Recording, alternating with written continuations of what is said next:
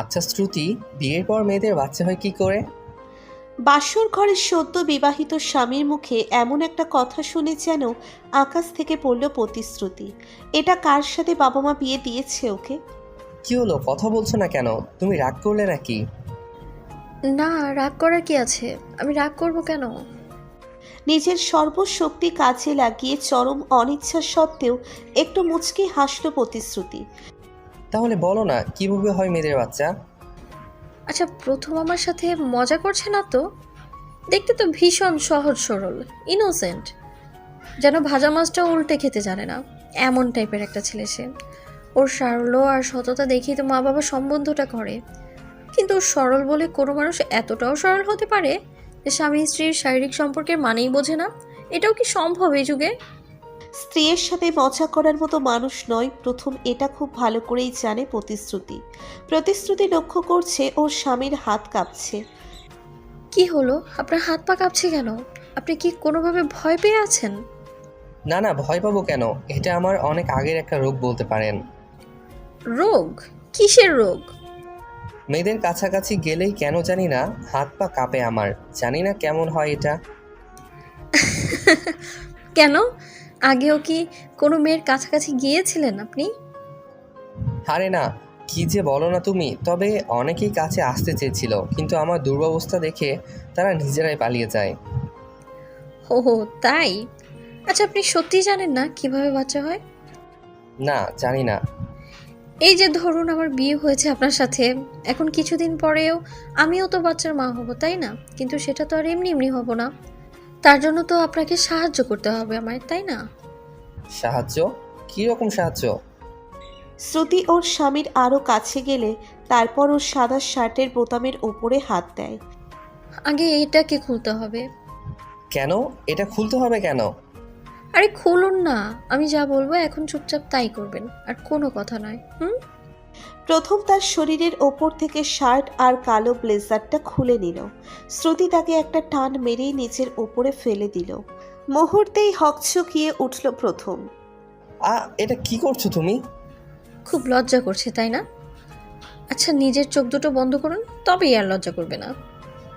এই বলে শ্রুতি প্রথমের জিন্সের বেল্টের ওপরে হাত দিল। বেল্টটা খুলে নিল সে। ওর হাতের স্পর্শে সাপের মতো মোচড়াতে লাগলো প্রথম। এরপরে জিন্সটা নিচে টান দিয়ে খোলার চেষ্টা করতেই শ্রুতির ওপর থেকে লাফ দিয়ে উঠে পড়ল প্রথম। ছি ছি ছি, তোমায় ভালো মেয়ে মনে করেছিলাম আমি। এ কি অসভ্যতা করছো তুমি? আমার জামা কাপড় খুলে কি করতে চাইছো এসব? আমি থাকবো না এই ঘরে। এই বলে ঘর থেকে বেরিয়ে গেল প্রথম। শ্রুতি ওর চলে যাবার দিকে চেয়ে রইল। এমনিতেও সারাটা দিন ভীষণ ঝামেলার ভেতরে পার হয়েছে। প্রচুর ঘুম পাচ্ছে তার। এক রাশ হতাশা আর ভারাক্রান্ত মন নিয়ে ঘুমিয়ে পড়ল সে। স্বামীর জন্য আর অপেক্ষা করল না। আর অপেক্ষা করেই বা কী হবে? এমন হাবাগোবা মানুষের সাথে বাবা মা বিয়ে দিয়েছে ওর, না জানি ভাগ্যে কি আছে। সকালবেলা ঘুম ভাঙতেই দেখতে পায় প্রথম বিছানায় নেই। ভাবলো হয়তো সে আগেই উঠে গেছে। হঠাৎ বিছানার ওপরে রাখা টিভি রিমোটের ওপরে চাপ পড়তেই টিভিটা অন হয়ে গেল। নিউজ চ্যানেলে একটা লাইভ টেলিকাস্ট হচ্ছে। ঘটনাটা হলো, একটা মেয়েকে গতকাল রাতে ধর্ষণ করা হয়েছে। আর সেটা কোনো সিরিয়াল রেপিস্টের কাজ, যে কিনা প্রতিদিন রাতে সবার আড়ালে মেয়েদের ধর্ষণ করে মেরে ফেলে। পুলিশ এখনো পর্যন্ত তার কোনো হদিশ পায়নি, কিন্তু এইবার সেই সিরিয়াল রেপিস্টকে শনাক্ত করা যাবে হয়তো, কারণ মেয়েটার লাশের পাশেই একটা ঘড়ি পাওয়া গেছে। পুলিশের ধারণা এটা ওই রেপিস্টের ঘড়ি। জুম ক্যামেরায় ঘড়িটা দেখানো হচ্ছে। প্রতিশ্রুতি অবাক হয়ে গেল ঘড়িটা দেখে। হায় আল্লাহ, এটা কি দেখছি আমি? এই ঘড়িটাই তো কালকে প্রথমের হাতে দেখেছি আমি। তবে কি না না, সেটা কি কি করে সম্ভব? না না, এইসব কি ভাবছি আমি? একটা ঘড়ি তো কিছুতেই সব কিছু প্রমাণ হতে পারে না। দেখতে একই রকম অনেকগুলো ঘড়ি তো থাকতেই পারে। ওটা অন্য কারোর হবে হয়তো। কিন্তু প্রশ্ন হলো, প্রথম কোথায় গেল? যাই হোক না কেন, রুম থেকে বেরিয়ে পড়ল প্রতিশ্রুতি। তারপর গোসল সারার জন্য বাথরুমের দিকে গেল। এমনিতে যদিও সকাল সকাল গোসল করার মতো কিছুই ঘটেনি রাতে, গোসল সেরে এসে কিছুক্ষণ পরেই সে বেডরুমে উপস্থিত হলো। এসেই দেখে ভেতরে প্রথম দাঁড়িয়ে আছে। হঠাৎ তাকে দেখে বেশ অবাক হলো প্রতিশ্রুতি। কি ব্যাপার, সারারাত কোথায় ছিলেন আপনি? বাইরে ছিলাম। বাইরে ছিলেন সেটা তো আমিও জানি, কিন্তু সেই বাইরেটা কোথায়? মায়ের ঘরে ছিলাম, তার সাথেই ঘুমিয়েছি। আপনি এখনো মায়ের কাছে ঘুমান? কেন, ঘুমাই তো। কাল আপনি যে অসভ্যতা করলেন আমার সাথে, তারপরও আপনার সাথে রাত কাটাতাম কি করে?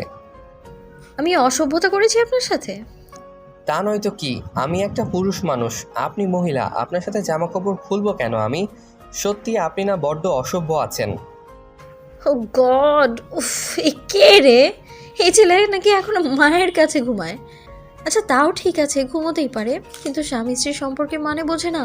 বাবা মা এটা কার সাথে বিয়ে দিল আমার? একদিনের সাথে কাটাতে না কাটাতে আমার লাইফটা হেল করে দিল একেবারে। আচ্ছা শোনো, আমার ওয়ালেটটা দাও। ওয়ালেট কোথায় আছে? ওই তো ড্রয়ারে, আর এই নাও চাবি। আর হ্যাঁ, চাবিটা এখন থেকে তোমার কাছেই রেখো। প্রথমের হাত থেকে চাবিটা নিয়ে ড্রয়ার খুলল প্রতিশ্রুতি। তারপরে তাকে ওয়ালেটটা বের করে দিল। চাবিটা রেখেই রুম থেকে হন হন করে বেরিয়ে যায় প্রথম। হঠাৎ ড্রয়ারের ভিতরে একটা জিনিস দেখে চোখ আটকে গেল প্রতিশ্রুতির। জিনিসটাকে উঠিয়ে চোখের সামনে ধরল। একটা ভাঙা চশমা। চশমাটার এক প্রান্ত ভেঙে আছে। এমনিতে সব ঠিক আছে, শুধু একটা ফ্রেমে গ্লাস নেই, জায়গাটা ফাঁকা। একটা বিষয় বেশ খটকা লাগতে লাগলো প্রতিশ্রুতির। আজ থেকে 3 বছর আগের কোনো এক রাতের ঘটনা। প্রতিশ্রুতির জীবনের সব থেকে ভয়ানক অধ্যায় রচিত হয় সেই রাতে, যা মনে পড়লে আজও তার শরীর শিউরে ওঠে। সেই রাতে এক অজ্ঞাতনামা ব্যক্তির হাতে ধর্ষণ হয় প্রতিশ্রুতি। সে ঘটনা ওর জীবনের মোড়ই পাল্টে দিয়েছিল। ওর শ্বশুরবাড়ির লোক সে ব্যাপারে কিছুই জানে না, তাদের জানতে দেওয়া হয়নি। কিন্তু সেদিনের ধর্ষণের সাথে চশমার কি সম্পর্ক, চলুন জেনে নেওয়া যাক। তখন রাত প্রায় 8টা। স্কুল থেকে বাড়ি না ফিরে নিজের এক আত্মীয়কে দেখতে হসপিটালে যায় প্রতিশ্রুতি। হসপিটাল থেকে বেরোতে প্রায় সন্ধ্যা হয়ে যায়। বাসার উদ্দেশ্যে গাড়ি খুঁজতে থাকে সে। প্রায় আধা ঘন্টা পার হয়ে যায়, কোনো গাড়ি পাওয়া গেল না। হঠাৎ একটা ট্যাক্সি পেয়ে গেল। উৎসাহে ড্রাইভারকে ভাড়া পর্যন্ত জিজ্ঞেস না করে সে ট্যাক্সিতে উঠে পড়ে। প্রতিশ্রুতি লক্ষ্য করলো গাড়ির ভিতরে আরও একজন লোক বসে আছে। বলে রাখি, তখন শীতকাল ছিল। লোকটা একটা কোট আর ক্যাপ পরিহিত। এমনভাবে তার মুখমণ্ডল ঢাকা ছিল যে বাহির থেকে কিছুই বোঝা যাচ্ছিল না। ড্রাইভার আপন করে তার গাড়ি চালাচ্ছিলেন। লোকটার সাথে বসতে ভীষণ অস্বস্তি ফিল হচ্ছিল প্রতিশ্রুতির, কিন্তু তখন করার কিছুই ছিল না। এক পর্যায়ে সে লোকটা এসে তার পাশেই বসলো। প্রতিশ্রুতি কিছু একটা বলতে যাবে, ঠিক তখন লোকটা একটা রুমাল বের করে তার মুখের সামনে ধরল। তারপর আর তার কিচ্ছু মনে নেই। ধীরে ধীরে চোখ জোড়া বন্ধ হয়ে আসে। যখন চোখ খুলল, নিজেকে একটা অন্ধকার ঘরের ভিতরে আবিষ্কার করলো প্রতিশ্রুতি। কেউ আগে থেকেই চোখ দুটো বেঁধে দিয়েছে, তাই কিছুই দেখা যাচ্ছে না। তবে এইটুকু বুঝতে পারছে যে একটা বিছানার ওপরে আছে। নিশ্চয়ই জায়গাটা কোনো ঘরের রুমের ভিতরে হবে। কেউ আছো? কে নিয়ে আসলো আমাকে এখানে? কেউ আছো? চারপাশ থেকে কোনো প্রত্যুত্তর আসলো না। কি হলো, আমার কথা উত্তর দিচ্ছ না কেন? কেউ কি আছো? হঠাৎ মনে হলো কেউ একটা যেন ঢুকলো ঘরের ভিতরে। দরজাটা বন্ধ করার একটা আওয়াজ আসলো। তারপর সে ধীরে ধীরে বিছানার উপরে উঠল। অন্ধকারে কিছু দেখতে না পেরে হাত হাতড়াতে লাগলো। একটা উন্মুক্ত শরীরের স্পর্শ পেল তার হাত, এবং সে একজন পুরুষ। প্রতিশ্রুতি ভীষণ ভয় পেয়ে যায়। কে আপনি? আমায় কেন নিয়ে এসেছেন এখানে? কি চান? লোকটা কোনো উত্তর না দিল, প্রতিশ্রুতিকে ধাক্কা মেরে বিছানার ওপরে শুইয়ে দিল। তারপর ওর উপরে উঠে পড়ে। নিজের সর্বশক্তি দিয়ে তাকে বাধা দেবার অনেক চেষ্টা করে প্রতিশ্রুতি, কিন্তু কোনো লাভ হলো না। এক পর্যায়ে বুঝতে পারল সে ধর্ষণ হচ্ছে লোকটার হাতে। মনে হচ্ছিল যেন লোকটা একটা ধারালো ছুরি দিয়ে তার দেহটা কেটে টুকরো টুকরো করে ফেলছে। এমন অসহ্য যন্ত্রণা আগে কখনো সে অনুভব করেনি। প্রচণ্ড ব্যথা আর যন্ত্রণায় ছটফট করতে লাগলো প্রতিশ্রুতি। সেই অজ্ঞাতনামা ব্যক্তির অমানবিক হিংস্র ধাবা সহ্য করা তার পক্ষে অসম্ভব পর হয়ে পড়ছিল। ছাড়ুন আমায়, এবার ছেড়ে দিন প্লিজ, মরে যাব আমি, আর সহ্য করতে পারছি না। লোকটা ওর কথায় কর্ণপাত করল না। সে তার নিজের শরীরের চাহিদার শেষ বিন্দু পর্যন্ত মিটিয়ে প্রতিশ্রুতিকে ছেড়ে দিল। তারপর চোখের বাঁধনটা খুলে দিয়ে দ্রুত বাইরে চলে যায়। চোখ মেলে কোনো ক্রমে বিছানার ওপরে উঠে বসল প্রতিশ্রুতি। ওর সারা শরীর যেন অবশ হয়ে আছে। বিছানার চাদরের ওপরে রক্তের দাগ স্পষ্ট। একটু পরে পাশেই একটা চশমার ভাঙা অংশ চোখে পড়ে প্রতিশ্রুতির। লোকটার সাথে হাতাহাতি করার সময় চশমার ফ্রেম থেকে একটা গ্লাস আলাদা হয়ে গিয়েছিল। সেটা এখনো মনে করতে পারছে প্রতিশ্রুতি। প্রথমে ড্রয়ারে পাওয়া চশমার ভাঙা অংশটা যেন সেই রাতের বিছানায় পড়ে থাকার চশমারই অংশ বিশেষ। অকস্মাৎ নিচের মনটা একটা অজানা ভয়ে কেঁপে উঠল প্রতিশ্রুতির। এরপর রাতের ওই ঘর থেকে প্রতিশ্রুতিকে উদ্ধার করা হয়। পুলিশ অনেক খুঁজেও তদন্ত চালিয়েও ধর্ষকের সন্ধান পেল না। জীবনের কালো অধ্যায়টা ধীরে ধীরে মুছে যেতে থাকে প্রতিশ্রুতির জীবন থেকে। কিন্তু আজকে আবারও সেই স্মৃতি যেন মাথা চাড়া দিয়ে উঠল তার। এই প্রথমের ভেতরে কিছু একটা তো নিশ্চয়ই চলছে, নয়তো একটা পূর্ণবয়স্ক মানুষ যে কিনা শারীরিক সম্পর্কে মানেই বোঝে না, এও কি হয়? আচ্ছা, এমনটাও তো হতে পারে ও সবটা জানে, সবটা বোঝে, শুধু একটা মুখোশ পরে আছে। কিন্তু কেউ কোনো কারণ ছাড়াই এরকম একটা হাবাগোবা টাইপ কেন সেজে থাকবে? তবে কি সেদিনের সেই ধর্ষণ আর আজকের টিভিতে দেখা ঘটনার সাথে কোনো যোগাযোগ আছে প্রথমের? না, আর কিছুই ভাবতে পারছে না প্রতিশ্রুতি। সে যতই এই বিষয়টা নিয়ে ভাবতে যাচ্ছে, মাথাটা ক্রমাগত ভারী হয়ে আসছে তার। সেই রাতের ব্যক্তি যদি প্রথম হয়ে থাকে, তবে ওর তো চেনার কথা প্রতিশ্রুতিকে। সব কিছু জেনেও কেন সে ওকে বিয়ে করতে গেল? না, নিজের স্বামীর বিষয়ে অহেতুক চিন্তা করছে প্রতিশ্রুতি। দু একটা ঠুনকো আন্দাজি প্রমাণের জন্য নিজের সহজ সরল স্বামীকে সন্দেহ করাটা চরম অন্যায় হচ্ছে তার। ড্রয়ারটা খুলে ভেতরের জিনিসগুলো ভালো করে দেখতে থাকে প্রতিশ্রুতি। সেইভাবে দেখার মতো কিছুই চোখে পড়ল না। হঠাৎ খুঁজতে খুঁজতে একটা কাগজের খাম চোখে পড়ল তার। খামটাকে ড্রয়ার থেকে বের করে খুলে দেখতে লাগলো প্রতিশ্রুতি। ভেতর থেকে কতগুলো ছবি বেরিয়ে আসলো। সবগুলোই মেয়েদের ছবি। এদের আগে কখনো দেখেনি প্রতিশ্রুতি। কিন্তু মেয়েদের ছবি ও স্বামীর ড্রয়ারে এলো কি করে কিছুই বুঝতে পারছে না। ওর জানা মতে প্রথমে তেমন কোনো আগ্রহ নেই মেয়েদের ব্যাপারে। তবে ওর কাছে এতগুলো মেয়ের ছবি আসলো কোথা থেকে? এগুলোও নিজে রেখেছে নাকি অন্য কেউ রেখে দিয়েছে, কে জানে। একটু পরে মনে হলো কেউ একটা ওর কাঁধে হাত রাখলো পেছন থেকে। চমকে উঠল প্রতিশ্রুতি। কি ব্যাপার, আপনি আপনি এত তাড়াতাড়ি ফিরে এলেন? কেন, আমি আসাতে কি খুব অসুবিধা হলো তোমার? না না, অসুবিধা হবে কেন? আপনার ঘরে আপনি ছাড়া আর কে আসবে? তোমার হাতে কি এগুলা? কি লুকিয়ে রাখছো? তেমন কিছু না, ড্রয়ার ভেতরে পেলাম। তুমি আমার অনুমতি ছাড়া ড্রয়ারে হাত দেবে না কখনো। যেগুলো বের করেছো রেখে দাও। হ্যাঁ হ্যাঁ, রাখছি। দেখো, সরি, আমি কখনো কারো উপরে রাগ করি না। আজ জানি না কেন রাগ হলো আমার। তুমি কিছু মনে করো না। আপনার বউ তো আমি, আপনি শাসন করবেন না তো কে করবে? আমি রাগ কেন করতে যাব? এই বউ বউ বলবে না একদম, ভীষণ লজ্জা লাগে আমার। ন্যাকা এসেছে লজ্জাবতী নারী, এটা কে জুটেছে কপালে আমার? কিছু বললেন? না না, কিছু বলিনি তো। আচ্ছা, আপনাকে আমার বউ বলবো না তো কি বলবো?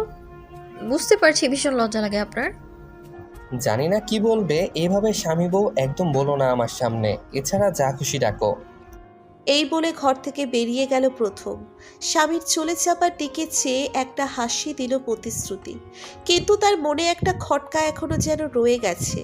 সেটা হলো ছবিগুলো। এই ছবিগুলো কাদের আর এই ঘরে কেন, সেটা আর তার জানা হলো না। এরপর দুপুরবেলা বাবার বাসা থেকে একটা ফোন কল আসে প্রতিশ্রুতির। প্রথমকে বললে প্রথম যেতে চাইল না, তাই বাধ্য হয়ে প্রতিশ্রুতিকে একাই যেতে হলো। যদিও বিকেলেই ফেরার সিদ্ধান্ত হয়েছে, কিন্তু নিজের বাড়ি থেকে বেরোতে প্রায় সন্ধ্যা হয়ে আসলো প্রতিশ্রুতির। যদিও বাড়ির লোক রাতটা থেকে যেতে বলে, কিন্তু প্রথমের কথা চিন্তা করে বাসার উদ্দেশ্যে রওনা দিল সে। রাত তখন প্রায় 8:30। রাস্তায় জ্যামের মাঝে গাড়ি দাঁড়িয়ে আছে প্রতিশ্রুতির। অধৈর্য হয়ে চারিদিকে সে চোখ বুলাচ্ছে আর অপেক্ষা করে যাচ্ছে কখন জ্যামটা কাটবে। হঠাৎ নিজের চোখে একটা অদ্ভুত আর অসংলগ্ন জিনিস আবিষ্কার করে প্রতিশ্রুতি। রাস্তার বিপরীত পাশে একটা গলির ভেতরের যেন প্রথমকে যেতে দেখল সে। ওর সাথে 2-3 জন লোক, সবার চেহারায় কেমন একটা গুন্ডা গুন্ডা ভাব স্পষ্ট। বিষয়টা কি বোঝার জন্য গাড়ি থেকে একা নেমে পড়ল। তারপর সে রাস্তায় দাঁড়িয়ে থাকা গাড়িগুলো পাস করতে করতে গলিটার ভিতরে গিয়ে ঢুকলো। লোকগুলো খানিকটা দূরে আছে ওদের পালের গোদাকে ঠিক দেখা যাচ্ছে না, কারণ তাকে আড়াল করে পিছনে ছেলেগুলো হেঁটে চলেছে। চুপি চুপি তাদেরকে কিছু করতে থাকে প্রতিশ্রুতি। চুপি চুপি তাদেরকে পিছু করতে থাকে প্রতিশ্রুতি। লোকগুলো চারিদিক তাকিয়ে একটা বাসার ভেতরে ঢুকে পড়ল। প্রতিশ্রুতি এক দৌড়ে সেই বাসাটার কাছে যায়। বাসার সামনে একটা আধ খোলা জানালাটা দিয়ে উকি মারতেই যা দেখতে পেল, নিজেকে স্থির রাখতে পারল না প্রতিশ্রুতি। হায় আল্লাহ, এইটা কি দেখছি আমি? এই তো প্রথম। ও এইখানে কি করছে? প্রথমের বেশভূষা সম্পূর্ণ অন্যরকম। সেই ছিমছাম সাদামাটা সহজ সরল প্রথমের সম্পূর্ণ উল্টো এর সব কিছু। কিন্তু গলার স্বর, সেটা তো আর পাল্টানো সম্ভব নয়। প্রতিশ্রুতি স্পষ্ট শুনতে পেল ভেতরে প্রথম কিছু একটা বলছে। এই দৃশ্য দেখে ভয়ে হাত পা কাঁপতে লাগলো প্রতিশ্রুতির। তার মানে ও যেটা ভাবছে সেটা সত্যি? এই সব কিছুর সাথে প্রথম জড়িয়ে? লোকজন চলে আসতেই ওই জায়গা থেকে সরে পড়ল প্রতিশ্রুতি, কারণ ও চায় না প্রথম দেখে ফেলুক ওকে বা সন্দেহ করুক। তারপর সোজা নিজের বাসায় চলে আসলো। সারাটা পথ যে কিভাবে জার্নি করে এসেছে একমাত্র সেই জানে। বেডরুমের দরজাটা খুলতেই যেন মাথায় বাজ পড়ল তার। প্রথমে একটা ম্যাগাজিন হাতে বিছানার উপরে শুয়ে আছে, পাশেই একটা চায়ের কাপ। এ কি তুমি? এই তোমার বিকালে আসা হলো? বেডরুমের দরজাটা খুলতেই যেন মাথায় বাজ পড়ল প্রতিশ্রুতির। প্রথমে একটা ম্যাগাজিন হাতে বিছানার ওপরে শুয়ে আছে, পাশেই একটা চায়ের কাপ। আপনি আপনি এইখানে? হ্যাঁ, এখানে। না তো কি অন্য কোথাও থাকার কথা ছিল নাকি আমার? না, এটা হতে পারে না। এটা হতে পারে না, কিছুতেই না। বিড়বিড় করে কি বলছো এগুলা? আমি তো বুঝতে পারছি না কিছুই। আর তুমি এভাবে আমতা আমতা করছোই বা কেন? আপনি কখন আসলেন ঘরে? কখন আসলাম মানে কি? আমি তো সন্ধ্যা থেকেই বাসায় আছি। তুমি আসতে লেট করেছো বলে ভীষণ টেনশন হচ্ছিল। ইভেন ফোন করেছিল কয়েকবার, দেখো রিসিভ করনি তুমি। প্রতিশ্রুতির মাথার ওপর দিয়ে যাচ্ছে সব কিছু। একটু আগেই নিজের চোখে প্রথমকে দেখে এসেছে সে। এখন কিনা প্রথম দিব্যি বসে আছে ওর সামনে। সব থেকে বড় কথা, প্রথমের ব্যবহার দ্বারা বিন্দুমাত্র মনে হচ্ছে না ও কিছু একটা লুকাচ্ছে। সেই রকম কিছু হলে ওর চোখ মুখে সেই ছাপ স্পষ্ট ফুটে উঠত। প্রথম যদি এখানেই থেকে থাকে তবে ওখানে ওটা কে ছিল? না, বাড়ির অন্য কারোর সাথে কথা বলতে হবে এই বিষয়ে, নয়তো আজকের পেটের ভাত হজম হবে না আমার। বেডরুম থেকে বেরিয়ে গেল সে। তারপর ড্রয়িং রুমে আসলো। ড্রয়িং রুমে প্রথমেই ছোট ভাই সার্থক বসে বসে টিভি দেখছে। ভাবিকে হনহন করে আসতে দেখে উঠে দাঁড়ালো সে। কি হয়েছে ভাবি? সব কিছু ঠিক আছে তো? তোমার আসতে এত রাত হলো কেন? সেসব কথা পরে হবে, আগে তুমি আমার একটা কথার উত্তর দাও তো ভাই। কথা? কি কথা বলো? আজ সন্ধ্যা থেকেই তো বাসায় আছো তুমি, তাই না? হ্যাঁ, কিন্তু কেন? আচ্ছা, তোমার ভাইয়া কি কোথাও বেরিয়েছিল সন্ধ্যার পরে বা তারও আগে? হ্যাঁ, কি বললে তুমি? ভাইয়া সন্ধ্যার পরে বাসা থেকে বেরোবে। ওর ব্যাপারে কিছুই জানো না এখনো তুমি ভাবি? কি জানি না আমি। ও হলো একটা ভিতর হাতটি। সন্ধ্যার পরে বাথরুমে যেতে পর্যন্ত মানুষ লাগে ওর। একা একা যেতে পারে না। বাসা থেকে বের হওয়া তো দুঃস্বপ্ন। বুঝেছি। আচ্ছা, আজকে বেরিয়েছিল কিনা বলো। না, আমি তো দেখিনি। সন্ধ্যার পরে নিজেকে ঘরে ঢুকে দরজা বন্ধ করেই ছিল। আমি 2 মিনিট আগে চা দিয়ে আসলাম। ও তাই? আচ্ছা, তুমি এই প্রশ্ন কেন করছো সেটা তো বললে না। ভাইকে বাইরে দেখছিলে নাকি? না, কিছু না, তুমি টিভি দেখো, আমি আসছি। আর আমি যে এগুলো জিজ্ঞেস করেছি তোমার ভাইয়ার সাথে শেয়ার করো না আবার। আচ্ছা, বলবো না। সার্থক আবার টিভি দেখায় মনোনিবেশ করে। প্রতিশ্রুতি সিঁড়ি বেয়ে উপরে চলে গেল। পরের দিন সকালবেলা টিভি খুলতেই আরও একটা ব্রেকিং নিউজ। আবারও একটা পরিকল্পিত ধর্ষণ এবং খুন, যদিও এবার অপরাধীর থেকে কোনো ক্লু শনাক্ত করা যায়নি। সব থেকে অবাক করা ব্যাপার, ধর্ষণটা সেই জায়গায় হয়েছে যেখানে প্রথমকে গতকাল রাতে দেখেছিল প্রতিশ্রুতি। সেই জায়গায় গতরাতে একটা মেয়েকে ধর্ষণ করে খুন করা হয়েছে। পুলিশের ধারণা এটা ওই সিরিয়াল রেপিস্টের কাজ। হন্যে হয়ে পুলিশ খুঁজছে তাকে, কিন্তু কোনো কাজ হচ্ছে না। অপরাধী এত পরিকল্পিত আর সূক্ষ্মভাবে কাজগুলো করছে, পুলিশ তার পর্যন্ত পৌঁছানোর কোনো রাস্তা খুঁজে পাচ্ছে না। প্রথম খুন খারাপি, রক্তারক্তি, ধর্ষণ এগুলো সহ্য করতে পারে না। প্রতিশ্রুতি লক্ষ্য করলো টিভি নিউজ দেখে ভীষণ ভয় পেয়ে আছে সে। এমন একটা মানুষ ধর্ষণের মতো কাজ করতে, এটা সত্যিই বড্ড অবাস্তব আর অবিশ্বাস্য। বিকেলবেলা বাড়ির ছাদে বসে আছে প্রতিশ্রুতি। একা বসে বসে পুরো দিনের ঘটনাগুলোর কথা ভাবছে সে। হঠাৎ নিচের দিকে চোখ পড়তেই দেখতে পায় প্রথম গ্রাউন্ড ফ্লোর থেকে বেরিয়ে রাস্তার সামনে এসে দাঁড়ালো। তারপর চারিদিকটা ভালো করে তাকাতে থাকে। ওর আচরণ বড্ড সন্দেহজনক মনে হচ্ছে প্রতিশ্রুতির কাছে। কেমন জানি একটা আতঙ্ক বা লুকোচুরি ভাব নিয়ে দাঁড়িয়ে আছে ওর স্বামী। চারিদিকটা চোরের মতো ওইভাবে তাকিয়েই দেখছে। প্রতিশ্রুতি তাড়াতাড়ি ছাদ থেকে নেমে গেল। তারপর লিফট করে সোজা গ্রাউন্ড ফ্লোরে। ওর চোখের সামনে থেকে প্রথম একটা ক্যাবে উঠে পড়ে। তারপর ড্রাইভারকে নির্দেশ করতেই সে এগিয়ে যায় সামনে। না, কিছু তো একটা হচ্ছে। আমার এক্ষুনি প্রথমকে পিছু করতে হবে, দেখতে হবে ও ঠিক কোথায় যাচ্ছে আর কি করতে চাইছে। এখন আর হাত পা গুটিয়ে বসে থাকলে চলবে না। তারপর সেও একটা ট্যাক্সি করে প্রথমকে ফলো করতে থাকে। রাস্তায় গাড়ির সংখ্যা কম ছিল বলে খুব সহজেই প্রথমকে ফলো করা যাচ্ছিল, নয়তো এতক্ষণে হয়তো গাড়ির ভিড়ে হারিয়ে ফেলতে হতো। হঠাৎ মনে হলো প্রথম গাড়িটা থেমে গেল। কাছে এসে দেখলো সত্যিই তাই। গাড়ি থামিয়ে প্রথম একটা বিল্ডিংয়ের ভেতরে ঢুকলো। ঢোকার আগে চারপাশটা তাকিয়ে নিল সে।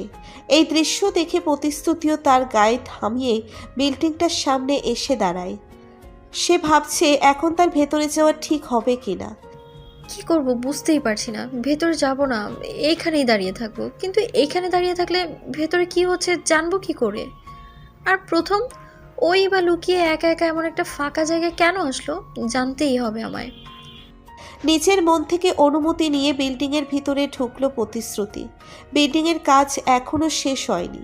ভেতরে তেমন লোকজন আছে বলেও মনে হচ্ছে না। এমন একটা জায়গায় প্রথমের কি কাজ মাথাতেই ঢুকছে না। ধীরে সন্তর্পণে পা টিপে টিপে এগিয়ে যেতে লাগলো প্রতিশ্রুতি। কোথাও প্রথমকে দেখা যাচ্ছে এটা নিশ্চিত। কোথাও প্রথমকে দেখা যাচ্ছে না, তবে এই বিল্ডিংয়ের ভেতরেও ঢুকেছে এটা নিশ্চিত। হঠাৎ একটা পায়ের আওয়াজ ভেসে আসলো প্রতিশ্রুতির ভেতর থেকে।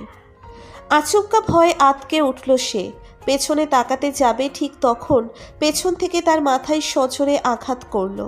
মুহূর্তেই একটা অস্ফুট চিৎকার দিয়ে মাটিতে লুটিয়ে পড়ল প্রতিশ্রুতি। চোখ মেলেই নিজেকে একটা রুমের ভেতরে আবিষ্কার করলো প্রতিশ্রুতি। মাথায় প্রচণ্ড ব্যথা করছে তার, তবে জায়গাটা ভীষণ পরিচিত মনে হলো তার কাছে। মনে হচ্ছে আগেও যেন এই জায়গাতে এসেছে, কিন্তু এই অবস্থায় ঠিক মনে করতে পারছে না। একটু পরে ঘরের ভেতরে কেউ এসে ঢুকলো। লোকটাকে দেখেই মুহূর্তেই চমকে উঠল প্রতিশ্রুতি। এ কি তুমি? আমি তোমার বাড়িতে এলাম কি করে? তার আগে বলো, ওই বিল্ডিংয়ে কী কাজ ছিল তোমার? আর কারা ছিল ওরা? কেউ একটা তোমার মাথায় আঘাত করে ফেলে রেখেছিল। কি বলবো আর আমি? আচ্ছা, তুমি আমায় বাঁচিয়ে এনেছো তাই না, কিন্তু তুমি ওই জায়গাটা কি করে পৌঁছলে? কি করে পৌঁছালাম মানে? আমি ওখানেই ছিলাম। তুমি তো আমার পেশাটা জানো নাকি আমার সাথে সেটা ভুলে গেছো? আমি তোমাকে আজও ভুলিনি নির্জন, আর তুমি যে একজন ইঞ্জিনিয়ার সেটাও ভুলিনি। বাহ, ধন্য হলাম তোমার মুখে নিজের নামটা উচ্চারিত হতে শুনে।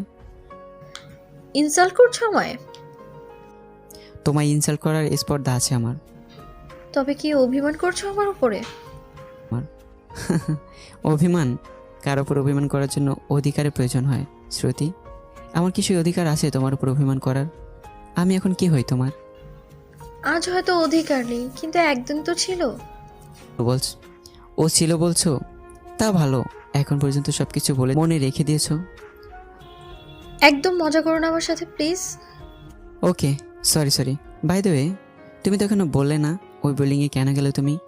আর ওরা কারা ছিল তোমায় আঘাত করে ওভাবে? আমি জানি না ওরা কারা ছিল।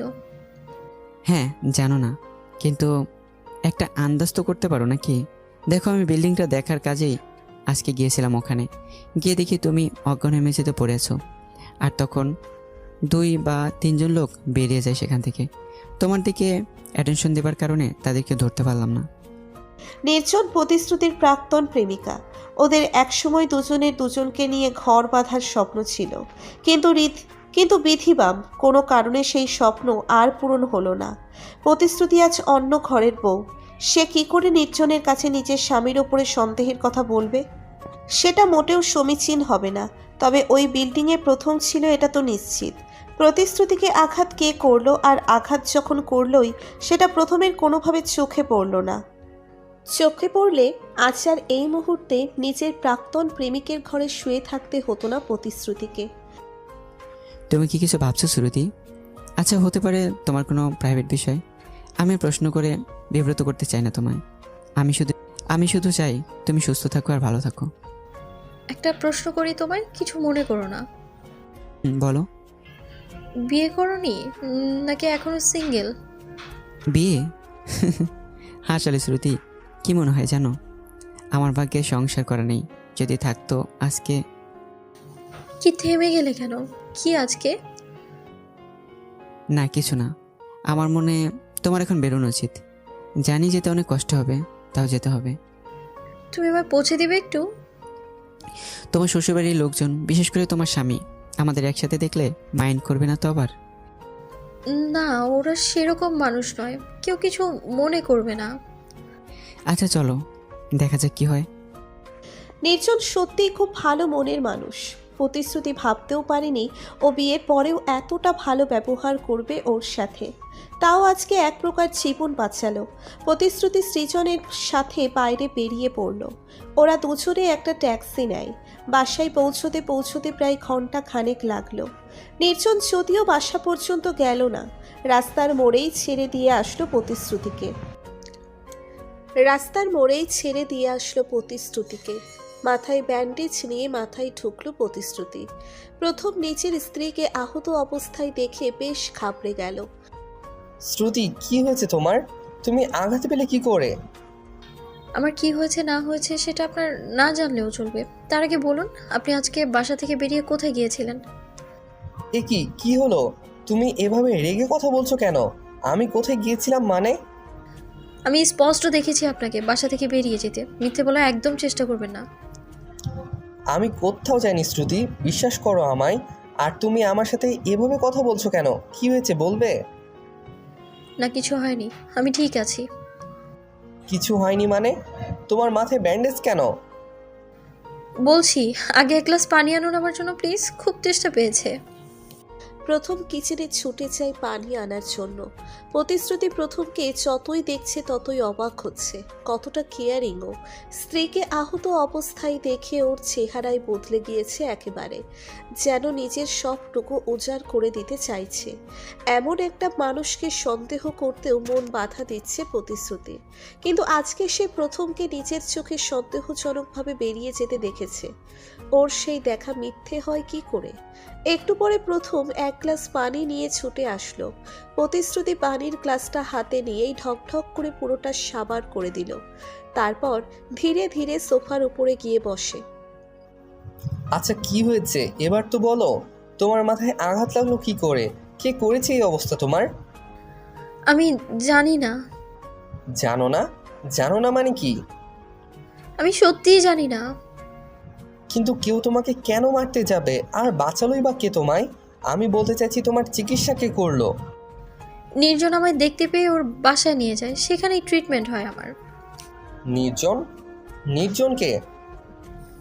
নির্জন আমার পুরনো এক বন্ধু। মাঝখানে দীর্ঘদিন পরিচয় ছিল না ওর সাথে। আজকে বহু বছর পরে ওকে দেখা গেল। ওই আমায় উদ্ধার করে ওর বাসায় নিয়ে যায়।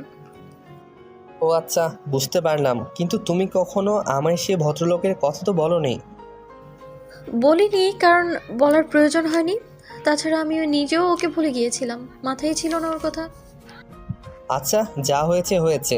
তুমি ভালোই ভালোই বাসায় ফিরে এসেছো, এই অনেক। এবার বেডরুমে চলো, রেস্ট নেবে। প্রথম প্রতিশ্রুতিকে নিয়ে বেডরুমে চলে গেল, তারপর ওকে বিছানায় শুইয়ে দেয়। প্রতিশ্রুতি এখন পুরোপুরি সুস্থ বলা যায়। এদিকে তখন সন্ধ্যা হয়ে এসেছে প্রায়। একটু পরে নির্জনের কল আসলো প্রতিশ্রুতির ফোনে। এমনিতেও প্রথম নেই এখন রুমে, তাই নির্দ্বিধায় ফোন রিসিভ করলো প্রতিশ্রুতি। পাশে পৌঁছেছো তো ঠিক মতো? হ্যাঁ, পৌঁছেছি। শরীরে কী অবস্থা এখন তোমার? এই তো মোটামুটি, অনেকটাই ভালো। কি করছো এখন? খাবার দাবার খেয়েছো কি? না, এখনো খাইনি। প্রথম আমার হাজবেন্ড আর ওর ছোট ভাই ওরা দুজন রান্না করছে। বাহ, ভালোই তো। ওরা তোমার খুব টেক কেয়ার করে, তাই না? হ্যাঁ, করে তো। আচ্ছা, তুমি কোথায় এখন? বাসায়? না, আমি অফিসে আছি, একটু পরে বাসায় ফিরবো। ঠিক আছে, কাজ শেষ করে বাসায় যাও, আমি দেখি ওদের কত দূর হলো। ওকে, গুড বাই, টেক কেয়ার। ফোনটা রেখে কিচেনের দিকে গেল প্রতিশ্রুতি। ওদের রান্না বান্না কমপ্লিট হয়ে গেছে ইতিমধ্যে। সবাই খেয়ে দিয়ে যে যার রুমে চলে যায়। সার্থক ওর ঘরে আছে। এদিকে প্রথম আর প্রতিশ্রুতি ওদের ঘরে। তখন রাত 10টা ওভার। তুমি কিন্তু আমাকে সেই জিনিসটা শেখালে না। কোন জিনিসটা? আরে ওই যে সেদিন বাসরাতে তোমায় যেটা জিজ্ঞেস করেছিলাম। ও, মেয়েদের সন্তান কি করে হয়, তাই তো? হুম। কি করে শেখাতাম? আপনি তো নিজেই আমাকে কতগুলো কথা শুনিয়ে উঠে গেলেন। ওটা তো লজ্জার কারণে বলেছিলাম। তো আজ কি লজ্জা করছে না? হ্যাঁ করেছে, তবে কম, একটু একটু। আপনি আমার সাথে মজা করছেন, তাই না? আমি জানি আপনি সব জানেন, সব বুঝতে পারেন, শুধু শুধু বোকা বানালেন আমায়, তাই না? না, বিশ্বাস করো আমি কিচ্ছু জানি না, আর তোমাকে বোকা বানানোর কোনো ইচ্ছা নেই আমার। সত্যি বলছেন? আমার কিন্তু বিশ্বাস করতে কষ্ট হচ্ছে। হ্যাঁ সত্যি বলছি। ঠিক আছে, তবে শেখাচ্ছি। এই বলে প্রতিশ্রুতি ছপ করে প্রথমের ওপরে উঠে পড়ল। ভয়ে যেন প্রথমের কাছুমাছু অবস্থা। কি হলো? এত ভয় পেলে চলে নাকি? আমার বুক কাঁপছে, প্লিজ ছেড়ে দাও আমায়। না, আজকে আর ছাড়ছি না আপনাকে। আজকে তো আমি শিখিয়ে ছাড়বো। আর শুধু শেখাবো না, আজকে আপনাদের সন্তানের থাক, যাক গে সেই কথা। প্রতিশ্রুতি প্রথমে শার্টটা খুলে ফেলল। এরপর ওর মুখের কাছাকাছি গিয়ে ঠোঁটের ওপরে একটা চুমু দিল। যে পুরুষ কোনো মহিলার সংস্পর্শে এতটা নাজেহাল হয়ে পড়ে, সে আর যাই হোক রেপ করতে পারে না, তাও সিরিয়াল রেপিস্টের মতো কিছু। এটা অসম্ভব। যাই ঘটে যাক না কেন, প্রথমের ওপর থেকে সব সন্দেহ যেন দূরীভূত হয়ে যাচ্ছে প্রতিশ্রুতির। প্রথমের লজ্জা আর ভয় কেটে যাচ্ছে ধীরে ধীরে। প্রতিশ্রুতি দুহাতে দিয়ে শক্ত করে জড়িয়ে ধরল নিজের স্বামীকে। তারপরে তার মাথাটাকে চেপে নিজের গলার অঞ্চলের সাথে মিলিয়ে একাকার করে নিল। প্রথমে একটা চাদর টেনে নেয় ওদের দুজনের ওপরে। এরপরে আর কারো মুখ থেকে কোনো কথা বেরোলো না, শুধু ভালোবাসার আদান প্রদানের পালা বদল চলতে থাকে। তার রেশ ধরে মাঝে মাঝে নরম খাটের বিছানাটা আন্দোলিত হচ্ছিল। তার সাথে সাথে দুজন নরনারীর নিঃশ্বাসের শব্দ। রাত প্রায় 1টা। হঠাৎ ঘুম ভেঙে গেল প্রতিশ্রুতির। পাশ ফিরেই দেখে প্রথম নেই বিছানায়। বুকটা যেন ধরফর করে উঠল তার। কি হলো ব্যাপারটা? এত রাতে প্রথম কোথায় গেল? বাথরুমে গেলেও ও তো একা যায় না কখনো। লাইটটা অন করে চারিদিক খুঁজতে লাগলো প্রতিশ্রুতি। ঠিক তখন একটা ফোন কলের মৃদু আওয়াজ আসলো। এটা তো প্রথমের ফোনের রিংটোন মনে হচ্ছে। তার মানে ওর ফোন ঘরেই আছে। ফোনটা আর কোথাও না, প্রথমের বালিশের নিচেই ছিল, তাই শব্দটা স্পষ্ট আসছিল না। কৌতূহল বশত ফোনটা রিসিভ করে প্রতিশ্রুতি। ওপাশ থেকে একটা সুপরিচিত কণ্ঠ ভেসে এসলো তার কানে। কণ্ঠস্বরটা শুনে যেন মাথায় বাজ পড়ল প্রতিশ্রুতির। নিজের কানকে বিশ্বাস করতে পারছে না সে, কারণ আওয়াজটা আর কারণ নয়, নির্জনের ছিল। তার মানে নির্জন আর প্রথম এরা একে অপরকে চেনে, কিন্তু সেটা কি করে সম্ভব হতে পারে? আর ওরা একে অপরকে চিনবেই যখন, দুজনের কেউ স্বীকার করলো না কেন সেটা? কি এমন সম্পর্ক আছে ওদের দুজনের মধ্যে? কিন্তু এই সময় আর এত রাতে প্রথম কোথায় গেল? প্রতিশ্রুতি খুঁজতে থাকে তাকে। হঠাৎ অন্ধকারে কারোর সাথে একটা ধাক্কা খেল সে। অমনি আটকে উঠল সে। কে কে এখানে? আমি প্রথম, তোমার হাজব্যান্ড। আপনি আপনি এত রাতে কোথায় গিয়েছিলেন? আমি এদিকে খুঁজে মরছি আপনাকে। কোথায় আর যাব, একটু ছাদে গিয়েছিলাম। আপনি ছাদে গিয়েছিলেন রাতে, আর তাও একা একা? আচ্ছা, এখন কি অন্ধকারে দাঁড়িয়ে দাঁড়িয়ে কথা বলবে? আগে ঘরে চলো। প্রথম আর প্রতিশ্রুতি ওদের বেডরুমে আসলো। প্রতিশ্রুতির হাতে নিজের ফোনটা দেখে বেশ অবাক হলো প্রথম। এ কি, এটা তো আমার ফোন, তুমি আমার ফোন নিয়ে কি করছো? কেন, ফোনটা ধরে কি খুব অন্যায় করে ফেলেছি? নাই অন্যায়ের কথা জানি না, তুমি আমার ফোন ধরলে কেন? আগে তার উত্তর দাও। প্রথম, আমি আপনার স্ত্রী হই। আপনার সব জিনিসের উপর পূর্ণ অধিকার আছে আমার। তুমি এরপর আমাকে না বলে কোনো জিনিসে হাত দেবে না। আমি বুঝতে পারছি না কি এমন আছে ফোনে, আর আপনি মনে হয় ভয় পেয়ে আছেন আমি ফোনটা ধরাতে। আচ্ছা, কেউ কি ফোন দিয়েছিল নাকি? কেন, কেউ কল দেবার কথা ছিল নাকি? প্রতিশ্রুতি কল লিস্ট থেকে নির্জনের নম্বরটা মুছে ফেলেছে, যাতে প্রথম কিছু বুঝতে না পারে। কারণ সে চায় না প্রথম কোনো কারণে সন্দেহ করুক তাকে। তবে ও আরও বেশি সতর্ক হয়ে যেতে পারে। তখন আর চাইলেও কিছু করতে পারবে না প্রতিশ্রুতি। একবার ভেবেছিল নিজের স্বামীর কাছে নির্জনের কথা জিজ্ঞেস করবে, কিন্তু পরে ভেবে দেখল প্রথম কিছুতেই নির্জনের সাথে ওর সম্পর্কের কথা স্বীকার করবে না। সেটা করার হলে বিকেলে এভাবে চিনেও না চেনার ভান করতো না। কি হলো, বললেন না যে বিশেষ কারো ফোন করার কথা ছিল? না, কে আর ফোন করবে আমার কাছে, তাও এত রাতে? দেখো, আমার পার্সোনাল জিনিসে কেউ হাত দিলে এটা ঠিক পছন্দ করি না আমি ছোটবেলা থেকেই এরকম। তুমি প্লিজ আমার ব্যবহারে কষ্ট পেও না। ঠিক আছে, তুমি যখন চাইছো না তোমার পার্সোনাল কোনো জিনিসে হাত দেবো না আমি, কিন্তু এত রাতে ছাদে কেন গিয়েছিলে, তাও একা একা? সেটা তো বলে না আমায়। আমি তো জানি তুমি অন্ধকারে ভীষণ ভয় পাও। এমনি ভালো লাগছিল না, তাই ছাদে গিয়েছিলাম। একবার ভেবেছিলাম তোমায় ডেকে তুলবো, পরে কিছু একটা ভেবে একাই চলে গেলাম, আর কিছু না। প্রথমের এই কথার ভেতরেও যেন কোথাও মিথ্যার গন্ধ পাচ্ছে প্রতিশ্রুতি। ও কিছুতেই বিশ্বাস করতে পারছে না নিজের স্বামীর কথা। প্রথমকে অবিশ্বাস বা সন্দেহ করার কোনো ইচ্ছে নেই প্রতিশ্রুতির। ও বরাবর চাই ওর নিজের স্বামীর প্রতি সকল অবিশ্বাস সন্দেহ যেন ভুল প্রমাণিত হয়। তবে হেরে গিয়েও জিতে চাই প্রতিশ্রুতি, কিন্তু প্রথমের কার্যক্রম বারবার ওকে সন্দেহ করতে বাধ্য করে।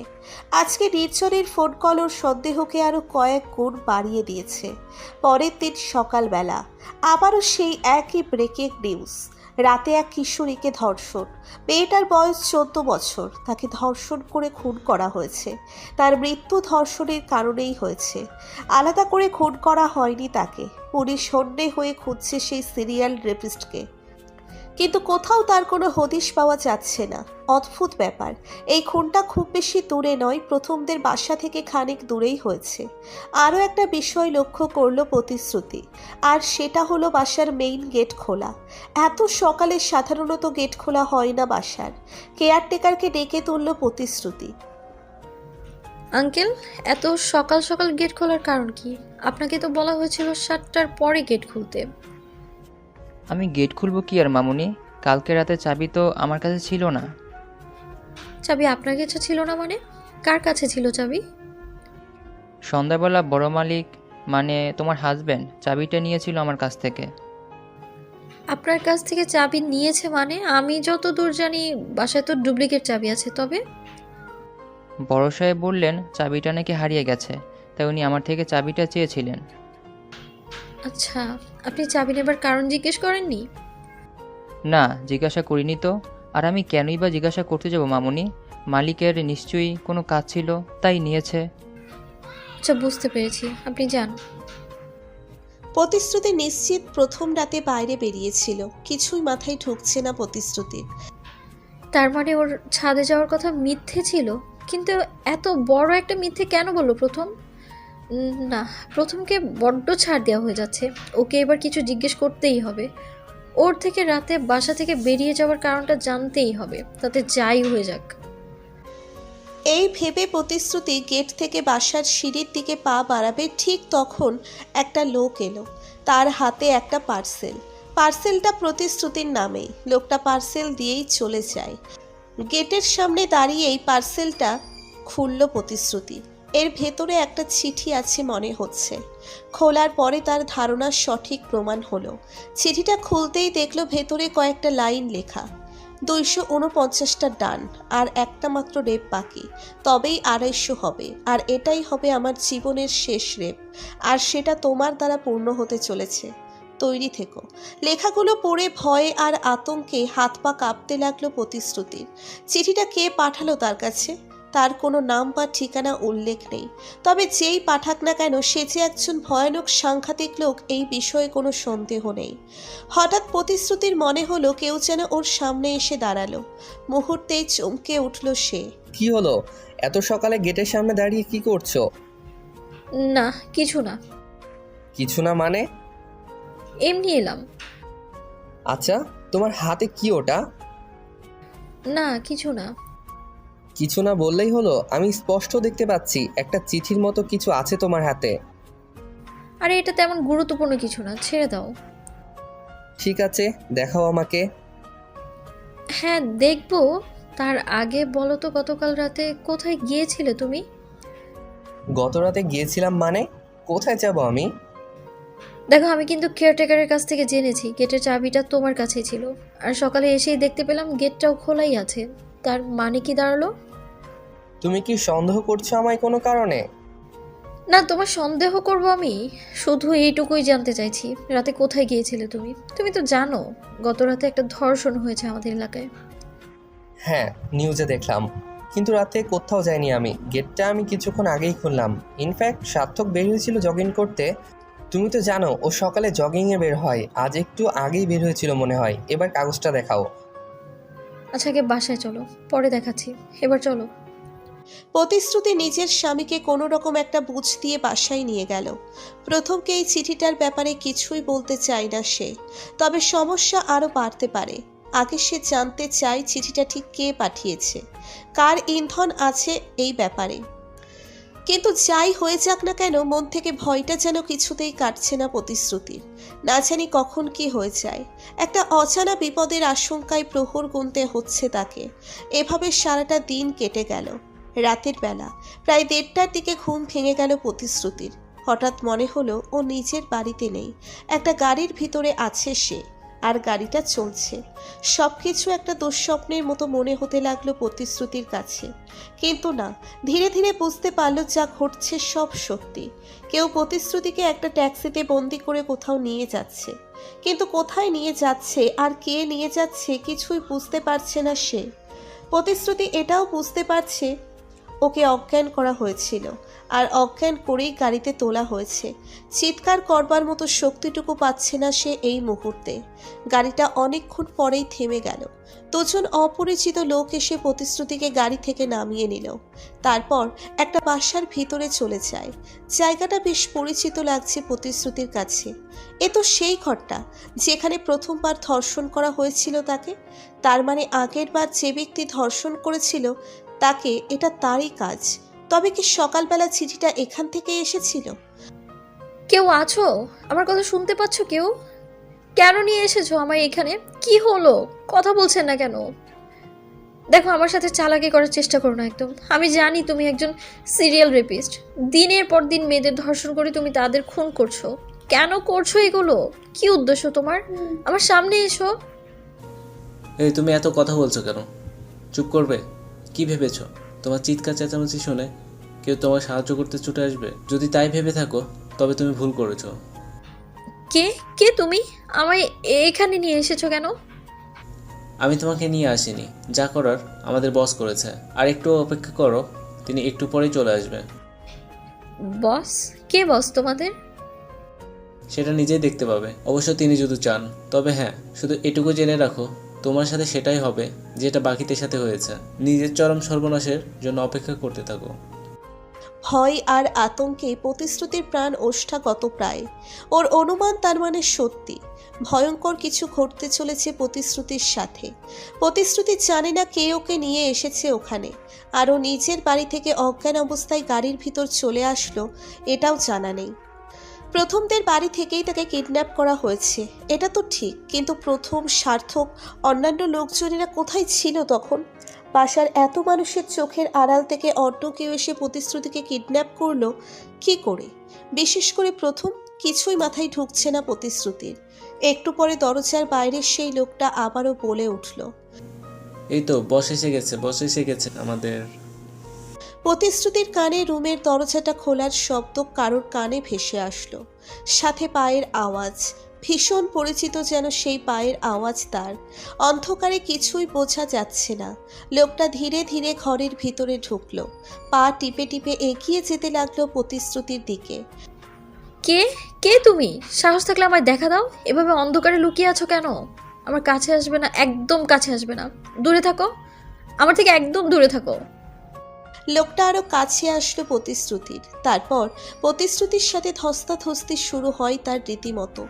লোকটা প্রতিশ্রুতির সাথে খারাপ কিছু করতে চাইছে, কিন্তু কিছুতেই যেন পেরে উঠছে না ওর সাথে। পেছনের দিকে এগোতে এগোতে কিছু একটা হাত স্পর্শ করলো প্রতিশ্রুতির। সে বুঝতে পারলো লোহার ভারী কোনো জিনিস মনে হচ্ছে। নিজেকে বাঁচানোর একটা শেষ চেষ্টা করতেই হবে, তাতে যা হবার হোক।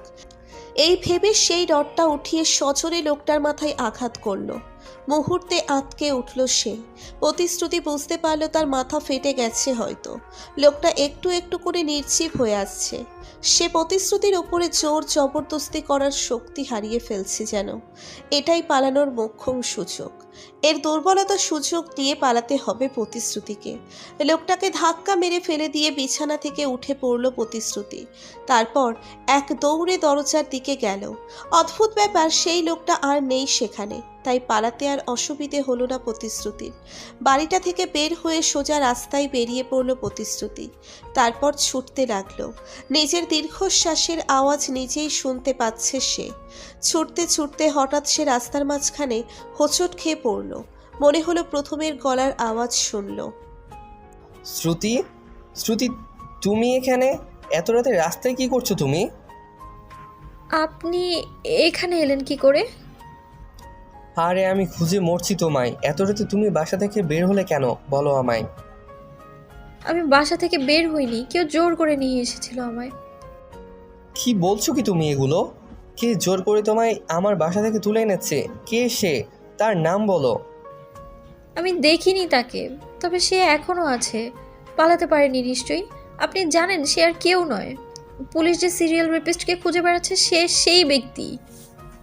ও মাই গড, কি বলছো তুমি এগুলা? তবে তো আমাদের ওকে হাতে নাতে ধরা উচিত। চলো, আমি যাব তোমার সাথে, আমায় নিয়ে চলো। হ্যাঁ, কিন্তু আমাদের এইভাবে যাওয়াটা একদম ঠিক হবে না। আপনি একটা কাজ করুন, পুলিশকে ফোন দিন, আমরা পুলিশ নিয়েই যাব ওখানে।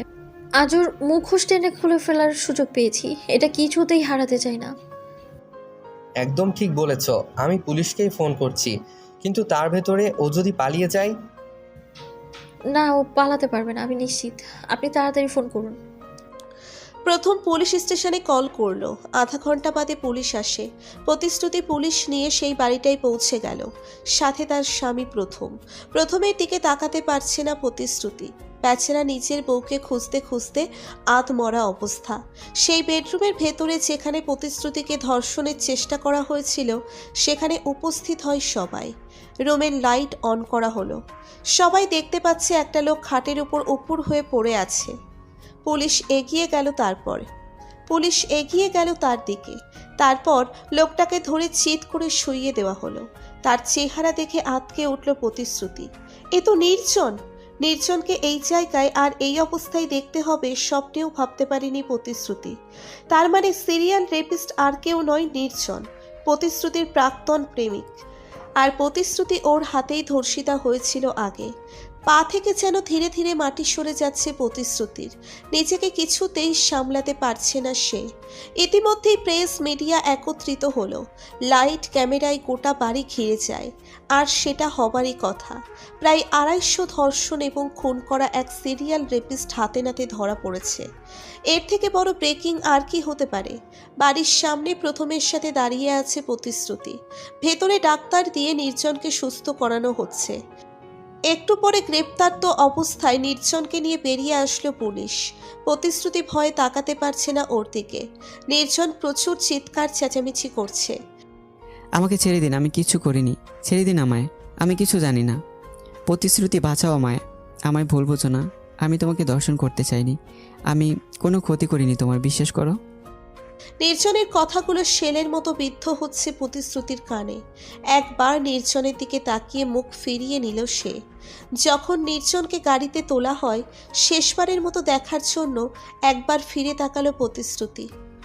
হঠাৎ একটা অদ্ভুত আর খটকা বিষয় তার চোখে পড়ল, আর সেটা হলো নির্জনের মাথায় কোনো আঘাতের চিহ্ন নেই।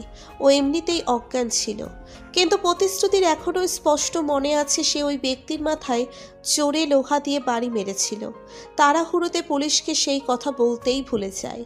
সেই আঘাতের চিহ্ন এভাবে কি করে গায়েব হয়ে যেতে পারে? একটা অজানা আশঙ্কায় বুকটা কেঁপে উঠল প্রতিশ্রুতির। নির্জনকে পুলিশের গাড়িতে তুলে দিয়ে যাওয়া হলো। এদিকে প্রতিশ্রুতির মাথায় একটা বিষয় ঘুরপাক খাচ্ছে শুধু, আর সেটা হলো সেই দাগটার কথা।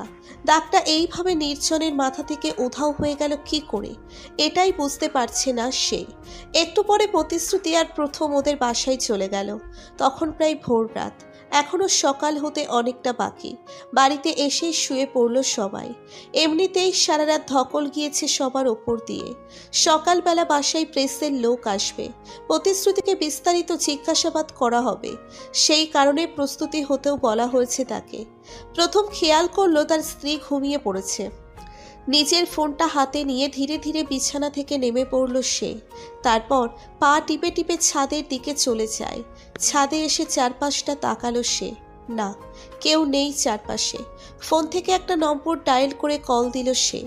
একটু পরে তার কলটা রিসিভ হলো।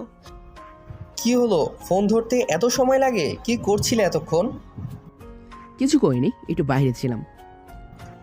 ভালো। আচ্ছা, যে কথাটা বলার জন্য ফোন করেছি, কেউ কিছু বুঝতে পারবে না তো? আবার আমরা ধরা পড়ে যাব না তো? আরে কি যে বলছো তুমি, ধরা পড়ার কোনো চান্সই নেই। আমরা তোমার স্ত্রীর এক্সের উপর নজর রাখছিলাম সারাক্ষণ। তারপর সুযোগ বুঝে ওকে তুলে এনে অজ্ঞান করে বিছানার উপর শুয়ে দিই। এখন পুলিশ কি করে জানবে এগুলো বলো? আরও বললেই বাকি, কে বিশ্বাস করবে এর কথা? সে বুঝলাম, কিন্তু ওই ছেলেটা কোথায়, যাকে শ্রুতির কাছে রেপিস্ট সাজিয়ে পাঠানো হয়েছিল? ওর মাথা ঠিক আছে তো? রডের আঘাতে কেটে গেছে খানিকটা, তবে একটু আগে দেখলাম জ্ঞান ফিরেছে। বাহ, খুব ভালো। শোনো, ওকে বাইরে বের হতে দিও না, যেন কোনো ঝামেলা না হয়। বুঝতে পেরেছি, আমি দেখেই রাখবো ওকে, তুমি চিন্তা করো না। আর শোনো, যখন তখন ফোন দিও না আমায়, আমি প্রয়োজন পড়লে ফোন করে নেব। পাক্কা। সেদিন রাতে তো তোমায় ফোন করতে গিয়ে বিপদেই পড়ে গেছিলাম আমি। বিপদ? কিসের বিপদ? আরে বলতে ভুলে গেছিলাম, সেদিন রাতে ফোন দিলাম, কিছুতেই ফোন রিসিভ করছিলে না তুমি। হঠাৎ ফোন রিসিভ হলো, সেটা তুমি ছিলে না, কোনো মহিলা কণ্ঠ ছিল, তোমার ওয়াইফ হবে নিশ্চয়ই। তারপর তারপর কি হলো? তারপর আর কি হবে, আমি ভয় পেয়ে ফোন কেটে দিলাম। আমার মনে হয় আমার কণ্ঠ শুনে উনি অন্য কাউকে ভেবেছিলেন, তাই চুপ ছিলেন কিছুক্ষণ। ভালো করেছো, এমন উল্টাপাল্টা কাজ করো না আর কখনো। যা করার ভেবেচিন্তে করবে। ঠিক আছে। ওকে, বাই, টেক কেয়ার। হঠাৎ প্রথমের মনে হলো কেউ নিচে নেমে সিঁড়ির দিয়ে। সর্বনাশ, আড়ি পেতে ওর কথাগুলো শুনে নিল না তো কেউ? একটু পরে আবার কিছু একটা পড়ার শব্দ হয়। প্রথমের সন্দেহ আরও দৃঢ় হয়, তার মানে কেউ নিশ্চয়ই ছিল এখানে, আর সে হয়তো সমস্ত কথা শুনে নিয়েছে। তাড়াহুড়োতে ছাদের গেটটা অফ করা হয়নি। ধুর, কি যে একটা বোকামি হয়ে গেল। প্রথম ছুটে গেল নিচের দিকে। কারো পায়ের আওয়াজ শুনতে পাচ্ছে সে, আর সে দৌড়চ্ছে। প্রথমের কাছে এবার সবটা পরিষ্কার হয়ে গেল। সে স্পষ্ট দেখতে পেল প্রতিশ্রুতি ছুটে নিচের রুমের দিকে চলে গেল। তার আর বুঝতে বাকি রইল না ওটা প্রতিশ্রুতিই ছিল। তার মানে ও লুকিয়ে সবটা শুনে নিয়েছে। দৌড়ে বেডরুমের দিকে ছুটে চলল প্রথম। ও পৌঁছতে পৌঁছতে প্রতিশ্রুতি ঘরের দরজাটা বন্ধ করে দিল। প্রথম ভীষণ রেগে যায় এটা দেখে। শ্রুতি, দরজা খোলো, দরজা খোলো বলছি। না, খুলবো না, আমি দরজা খুলবো না। তুমি দরজা খুলবে নাকি আমি দরজা ভাঙবো? তুমি যা খুশি করে নাও, আমি দরজা খুলবো না। তুমি আমার কথা শুনবে না, তাই তো? না, শুনবো না, একটা কথাও শুনবো না। একটা কথাও বলো না। তুমি কেন নির্জনকে ফাঁসালে? ও কি এমন অন্যায় করেছিল? তার মানে সবটা জেনে গেছো তুমি? হ্যাঁ, আমি তোমার সব কথা শুনেছি। আর আমি এটাও জেনে গেছি সিরিয়াল রেপিস্ট আর কেউ নয়, সেটা হলে তুমি। এই ভালো মানুষই, ভদ্রতা, কিছু না জানা, এটা একটা মুখোশ তোমার। এই মুখোশের আড়ালে একটা ভয়ানক পশু লুকিয়ে আছে। কি, তুই আমাকে পশু বললি? এত বড় সাহস তোর! আজ তোকে শেষ করে দেবো আমি। পারলে দরজাটা খোল। আর কি ভেবেছিস এভাবে বেঁচে যাবি? তোকে যে আমার হাতে মরতেই হবে, সব জেনে গেছিস তুই। তোকে বাঁচিয়ে রাখা মানে জেনে শুনে সুইসাইড করা। তুমি কেন করলে এটা? কি এমন ক্ষতি করেছিলাম আমি তোমার, বলো? আর তুমি তুমি নির্জনকে চিনলে কি করে? কেন, নির্জনের জন্য খুব মায়া হচ্ছে বুঝি? ওর কাজ রাতেই তো খালাস করে দিয়েছি আমি। নিজের সমস্ত অন্যায়ের দায়ভার বেচারার উপরে চাপিয়ে এবার বাড়িতে এসে নিশ্চিন্তে ঘুমাবো আমি। কেউ আমার আসল রূপটা কোনোদিন জানতেই পারবে না। ও হ্যাঁ, আর চিনলাম কি করে ওকে? মনে আছে তুমি আমায় ফলো করতে করতে একদিন একটা বিল্ডিং পর্যন্ত চলে গিয়েছিলে? ওই দিন তোমার মাথায় আর কেউ না, আমিই আঘাত করেছিলাম। কিন্তু মাঝপথে ওর দুর্ভাগ্যই টেনে নিয়েছিল ওকে। আমার লোক ওর উপর নজর রাখে তারপর থেকে। আমি জানতে পারলাম ওর সাথে তোমার কোনো একটা সম্পর্ক নিশ্চয় আছে। ঠিক তখন একটা ছক কষলাম, কী করে নিজের সমস্ত কুকর্ম ওর ঘাড়ে চাপিয়ে আমি হাঁপ ছেড়ে বাঁচতে পারি। সত্যি কথা বলতে মেয়েদের দেহভোগ করতে করতে অরুচি ধরে গিয়েছিল আমার। এসবের প্রতি আর কোনো নেশা কাজ করছিল না আমার। তাই চেয়েছি এবার এসব থেকে বেরিয়ে আসবো। কিন্তু আমি বেরিয়ে আসলেই তো আর পুলিশ হাত পা গুটিয়ে থাকবে না। পুলিশের মুখ বন্ধ করার জন্য একটা মোক্ষম চাল দিলাম আমি। প্রথমে একটা চিঠি পাঠাই তোমাকে, তারপরে তোমায় কিডন্যাপ করে আমার লোক ওই বাড়িতে নিয়ে যায় যেখানে প্রথমবারের মতো ধর্ষণ করেছিলাম তোমাকে। বিশ্বাস করো, ওটা ছিল আমার জীবনের প্রথম ধর্ষণ, যেটা শুরু তোমার মাধ্যমে হয়েছিল। ভাগ্যের পরিহাস দেখো, সেই তুমি আমার ঘরে আমার বউ হয়ে এলে। আমার লোক তোমার প্রাক্তনকে অজ্ঞান করে তুলে এনে ধর্ষকের ভূমিকায় বসিয়ে দিল, আর তুমি সেটাই বিশ্বাস করলে। তুমি শুধু না, সারা দেশের লোক এখন এটাই জানবে নির্জন একজন সিরিয়াল ধর্ষক এবং খুনি। প্রথম শুধু ধর্ষণ করে মেয়েদের ছেড়ে দিতাম আমি, কিন্তু পরে দেখলাম কাজটা খুব রিস্কি হয়ে যায়। তাই ধর্ষণের সাথে খুনের প্ল্যানটাও জুড়ে দেয়, যাতে আমার বিপক্ষে সাক্ষী দেওয়ার মতো কেউ জীবিত না থাকে। আর তুমি চিন্তা করো না, যার মাথায় রড দিয়ে আঘাত করেছো তুমি, সে আমারই লোক, এখন পুরোপুরি সুস্থ সে। ছি, তুমি এত নীচ, এত জঘন্য! ছি, আমার ভাবতেও ঘৃণা হচ্ছে তুমি আমার স্বামী। আচ্ছা, তোমার তো মেয়েদের দেহের উপর লোভ ছিল, সেটা তো অন্যভাবেও পূরণ করতে পারতে তুমি।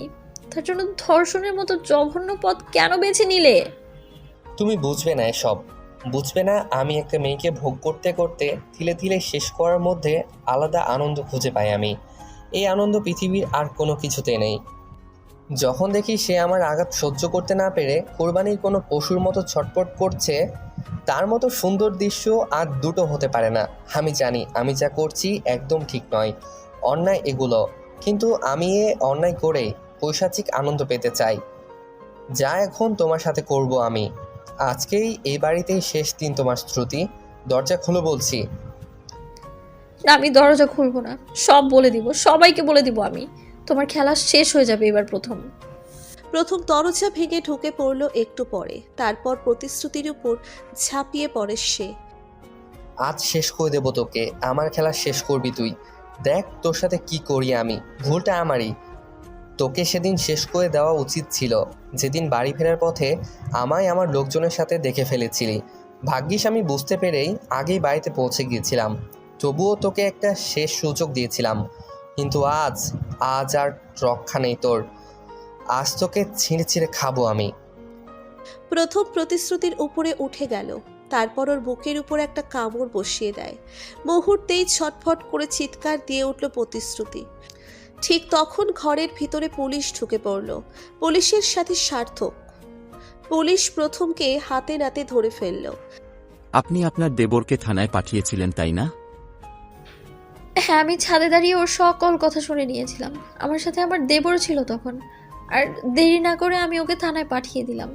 অনেক অনেক ধন্যবাদ আপনাদের যে আপনারা যথাসময়ে চলে আসলেন। এরপর পুলিশ প্রথমকে গ্রেফতার করে থানায় নিয়ে গেল। প্রথমকে রিমান্ডে নেওয়া হয়। তার ভেতরে প্রথমের সাঙ্কোপাঙ্কদের পর্যন্ত পৌঁছে যায় পুলিশ। প্রথম সবটা স্বীকার করতে বাধ্য হয়। তারও কিছুদিন পরে নির্জনকে সমস্ত অভিযোগ থেকে মুক্ত করে দিল আদালত। আর অনবরত খুন আর ধর্ষণের অপরাধে প্রথমের ওপর মৃত্যুদণ্ড কার্যকর করার আদেশ দেওয়া হয়। আর ওর সাঙ্গপাঙ্গদের বিভিন্ন মেয়াদের সাজা দেওয়া হলো। এর 1 বছর পরে হাসপাতালের বেডে শুয়ে আছে প্রতিশ্রুতি। ওর পাশে এক সদ্য নবজাতক। একটু পরে নির্জন এসে কেবিনে ঢুকলো। ছেলেকে দেখেই মুখে হাসি ফুটে উঠল তার। কি খবর লিটল নির্জন? কথা বলো না তো, তোমার লিটল ঘুম হচ্ছে। আচ্ছা, ওর তো একটা নাম রাখতে হবে। এখন কিছু ভাবলে তুমি? না, এখনো ভাবিনি। আচ্ছা, তুমি একটা নাম ঠিক করে দাও না। আমি কি নাম দেব? যা খুশি দাও, যেটা ভালো লাগে তোমার। হ্যাঁ, পেয়েছি। আচ্ছা, ওর নাম তিয়াস রাখলে কেমন হয়? তিয়াস? বাহ, খুব সুন্দর নাম। আমার তো হ্যাপি পছন্দ হয়েছে নামটা। তাহলে তো আর কথাই নেই, এটাই লক করে দিলাম। নির্জন তার ছেলের তিয়াস নাম দিল। 1 বছর আগে প্রতিশ্রুতিকে বিয়ে করেছে নির্জন। একজন বিবাহিতা এমনকি ধর্ষিতাকে জীবনসঙ্গী হিসেবে স্বীকৃতি দিতে এতটুকু দ্বিধাবোধ হয়নি তার। কারণ নির্জন ভালো করেই জানে যে অন্যায় কেউ নিজে থেকে করে না, সেটা অন্যায় হতেই পারে না। প্রতিশ্রুতিকে কেউ জোর করে ধর্ষণ করেছে, এতে সে অপবিত্র বা নষ্ট হয়ে যায়নি, বা তার চরিত্র কলুষিত হয়নি। প্রতিশ্রুতির চরিত্র কলুষিত তখনই হতো যখন সে জেনে বুঝে স্বেচ্ছায় অন্যের কাছে নিজেকে বিকিয়ে দিত। কিন্তু সেরকম কিছু ঘটেনি। প্রতিশ্রুতিকে নিয়েই বাকি জীবনটা সুখে কাটাতে চাই সে। জীবনে চলার পথে আজ থেকে বহু বছর আগে প্রতিশ্রুতিকে সব সময়ের জন্য ভালো রাখার যে প্রতিশ্রুতি দিয়েছিল নির্জন, ওর জীবনের সেই প্রথম প্রতিশ্রুতি প্রাণ দিয়ে হলেও রক্ষা করবে সে। এদিকে প্রতিশ্রুতিও তার স্বামীর ভালোবাসায় নিজের ভয়ানক অতীতের আস্তে আস্তে ভুলে যেতে শুরু করেছে। তবে সার্থকের সাথে মাঝে মাঝে দেখা হয় তার। সার্থক নিজেই আসে ওদের কাছে।